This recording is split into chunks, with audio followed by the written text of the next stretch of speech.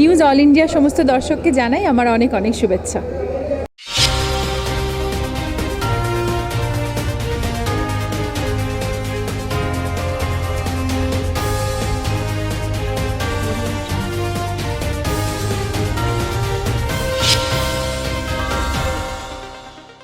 নমস্কার, নিউজ ওয়ারেন্টের পর্দায় আপনাদের স্বাগত। আপনাদের সঙ্গে আমি অর্পিতা। শুরু করছি আজকের বিস্তারিত খবর। শঙ্খ বাজিয়ে ফুল ছড়িয়ে আজ সন্দেশখালীতে শুভেন্দু অধিকারীকে স্বাগত জানালো গ্রামবাসীরা। সন্দেশখালীতে পৌঁছলেন বিরোধী দলনেতা শুভেন্দু অধিকারী ও বিজেপি নেতা শঙ্কর ঘোষ। ধামাখালীতে পুলিশের বাধার পর তারা আদালতের প্রধান বিচারপতির নির্দেশ নিয়ে সন্দেশখালী যাওয়ার অনুমতি পান। এদিন শঙ্খ বাজিয়ে ফুল ছড়িয়ে শুভেন্দু অধিকারীকে স্বাগত জানালেন গ্রামবাসীরা।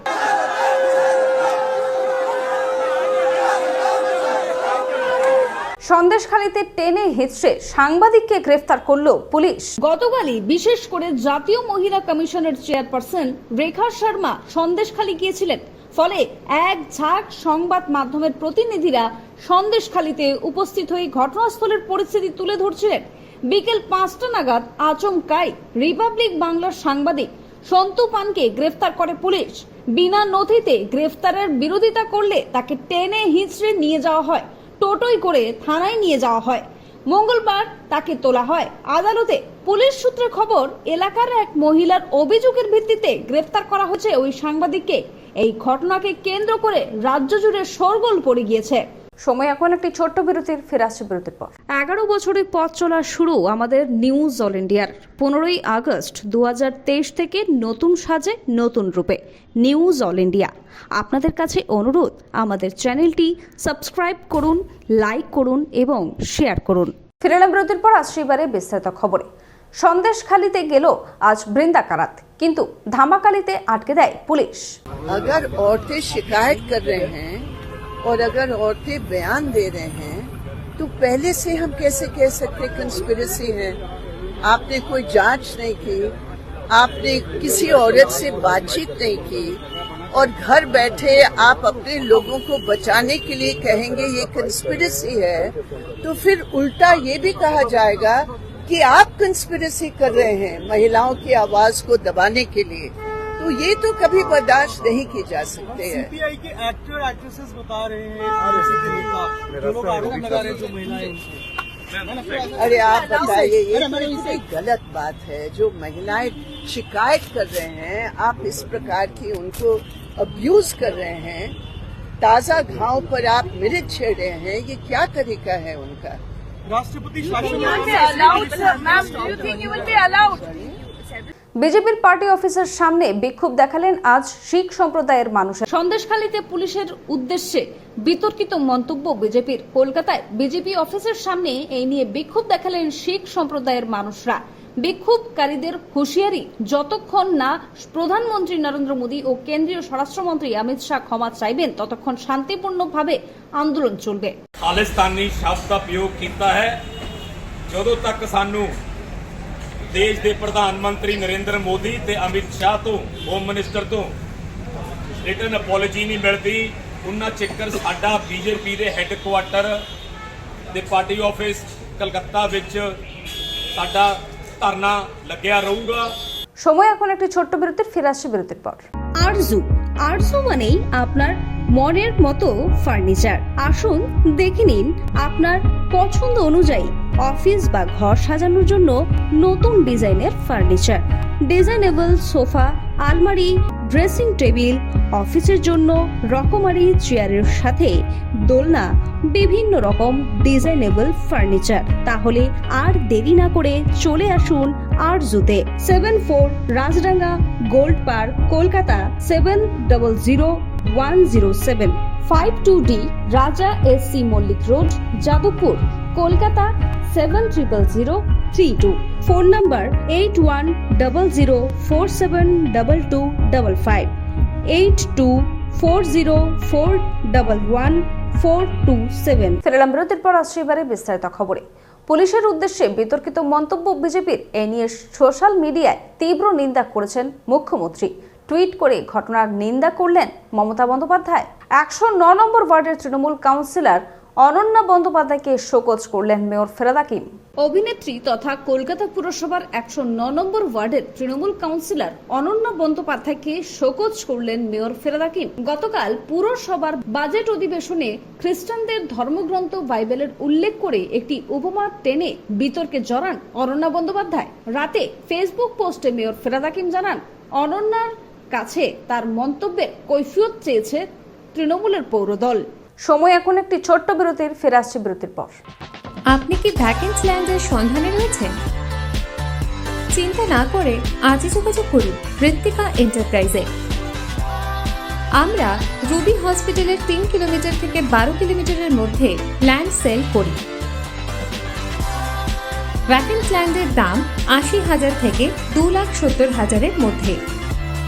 তাহলে আর দেরি কেন, আজই চলে আসুন আমাদের অফিসে।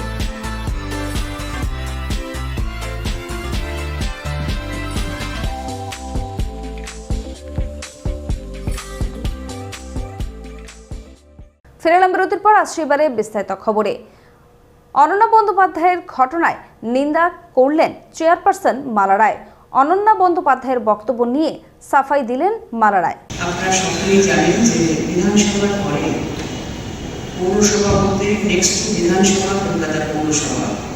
অনেক মনীষীরা এখানে বিভিন্ন সময় বিভিন্ন তার কাজ কর্ম থেকে শুরু করে মেয়র থেকে শুরু করে কমিশনার থেকে শুরু করে বিভিন্ন সময় অলঙ্কৃত করে গেছেন পদগুলো, এবং এই মনীষীদের সম্মান রক্ষার্থে বা এই প্রতিষ্ঠানটির গৌরব রক্ষার্থে আমি সমস্ত প্রতিনিধিদের কাছে সেই কোনো সাম্প্রতিক ঘটনা হোক, যাই হোক, কোনো ঘটনা নিয়েও যেন এখানে আলোচনার স্থল কিন্তু কলকাতা পৌরসভা নয়।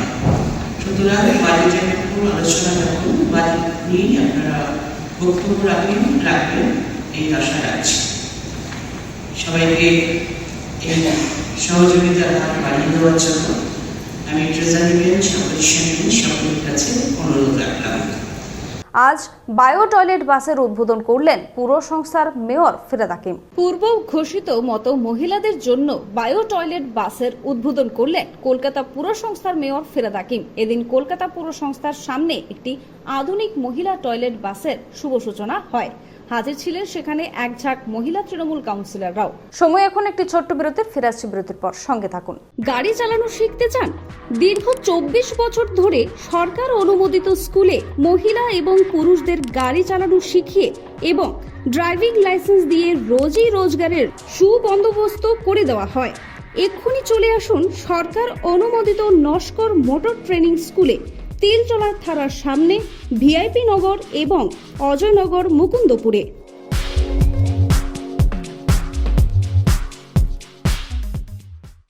ফিরে এলাম বিরতির পর। আসছে এবারে বিস্তারিত খবরে। শ্রমিকের অভিযোগের ভিত্তিতে ফের শহরে ইডির অভিযান। আজ সুশীল ঝুনঝুনওয়ালার বাড়িতেই অভিযান ইডির। জুট মিলে ভুয়ো ডিরেক্টর নিয়োগ মামলায় একাধিক জায়গায় ইডি হানা দেয় শহরে।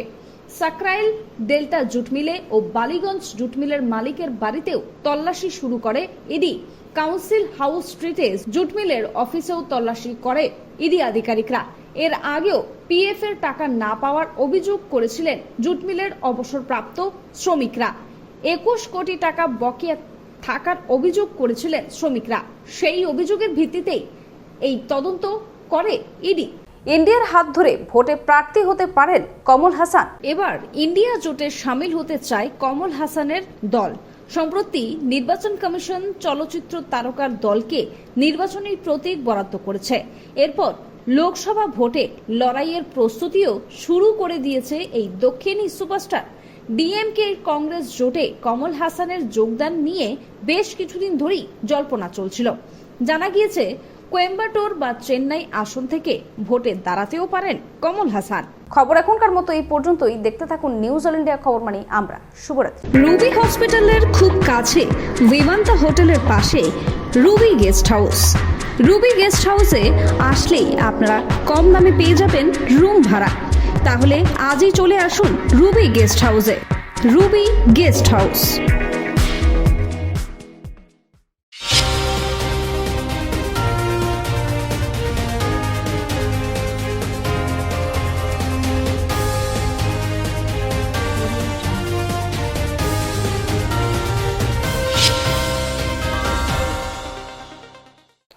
নমস্কার, আমি রুদ্রনীল। আপনারা দেখছেন নিউজ অল ইন্ডিয়া। খবর মানেই আমরা। আমি রোজ দেখি, আপনারাও দেখুন।